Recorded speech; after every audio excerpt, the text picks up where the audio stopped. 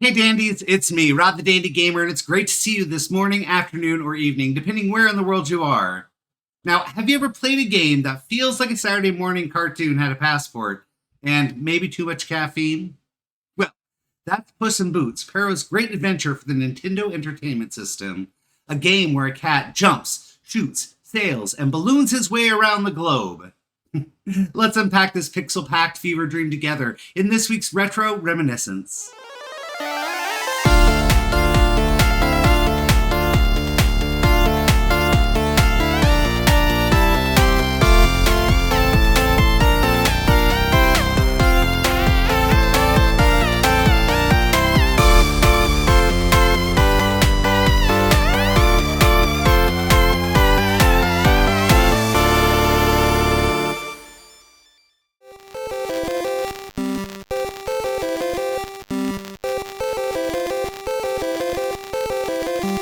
Puss in Boots, Pharaoh's Great Adventure, was released in North America in 1990 and published by Electrobrain. What you might not know is this. It's based on Toei Animation's mascot, Pharaoh, a character from their 1969 anime film, The Wonderful World of Puss in Boots. In Japan, the game is called Nagagutsu o Haido Neko, Sekai Yushu Eiri Nishi Dai Boken, which translates to something like Puss in Boots, an around-the-world 80-day adventure. Now, this game has almost nothing to do with the fairy tale. Instead, it's loosely based on a Jules Verne-style race-around-the-world trope. But here in the West, most players had no idea who Pharaoh was, and even less idea what this game was trying to do. You play as Pharaoh, a brave, adventurous cat who's been exiled by the Cat Kingdom for helping a mouse. You see, one day, Count Grumman discovered a mouse in his castle and ordered Puss in Boots to find and destroy the critter. This upset Grumman so much that he sent Pharaoh on a perilous journey around the world and back through time. And, to make things worse, he sent an army of anthropomorphic animal assassins to stop Pharaoh from returning. Oh, did I mention? Grumman is a pig and is aided by Dr. Gari Gari, a wolf. There's no in-game text or explanation, but the manual makes it clear. You're being hunted across the world. Each level takes you to a new location, and Grumman shows up multiple times to try and stop you. The game has 7 levels, each with its own theme and mode. The West, where you'll avoid some desperados, varmints, and flying horseshoes. The Ocean, where you're on a boat dodging cannonballs, and there's also a pretty neat submarine section too. This stage ends with the mini-boss battle against the Mecha Frog. Arabia, where you explore an ancient city, battle birds, and some water traps, all from the safety of your vehicle.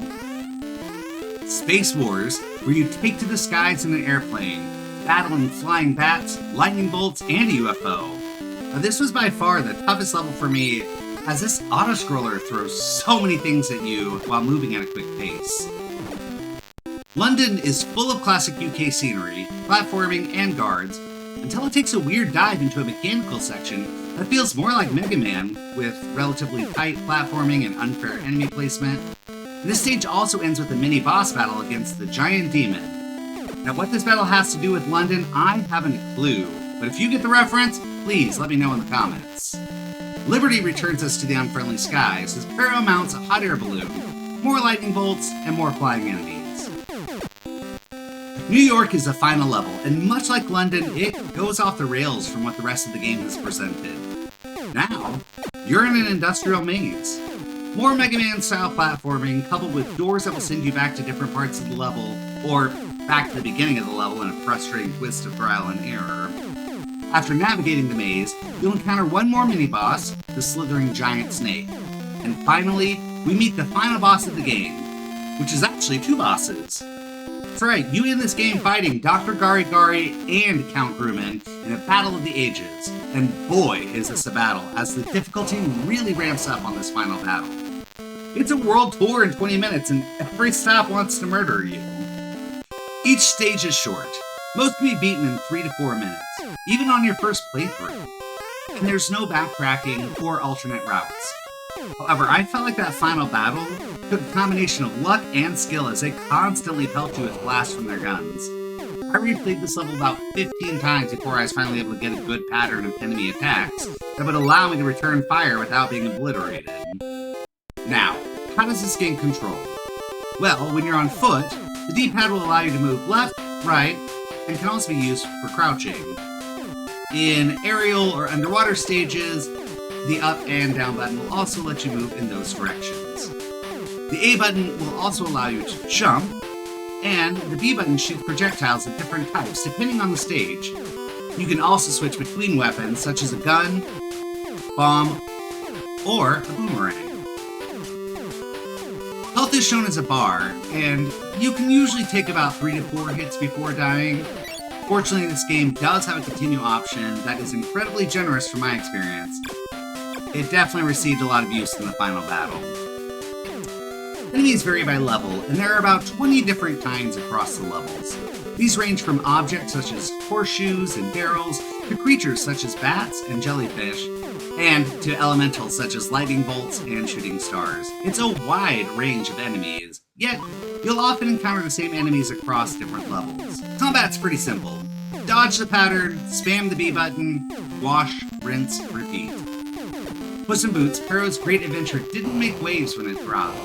There's no evidence that I could find of magazine reviews, no TV ads, and no re-releases. Not on virtual consoles, not in compilations, it's not even mentioned in most NES retrospectives. But in Japan, Hero is still around, using Toei Animation's logo and promotional material. The game? Mostly forgotten. A few long plays, some obscure reviews, and barely any coverage. Which is a shame, because it's not bad. Maybe a bit bizarre. So, what's the verdict? Well, Puss in Boots is fast, weird, and extremely short. I mean, I beat most levels on my first playthrough and completed the entire game about 30 minutes. And those of you who know my gaming abilities know that's pretty fast, even for me. I bet you can get through this game even faster. But it's got charm, a weird Toei-style energy that makes it even more fun than you expect. If you're looking for a moderately casual retro experience, this cat game might be up your alley. Get it? Alley? Cat? Anyway, tight controls, clean music, and you don't even have to pull out your passport. What more could you want from this retro gem?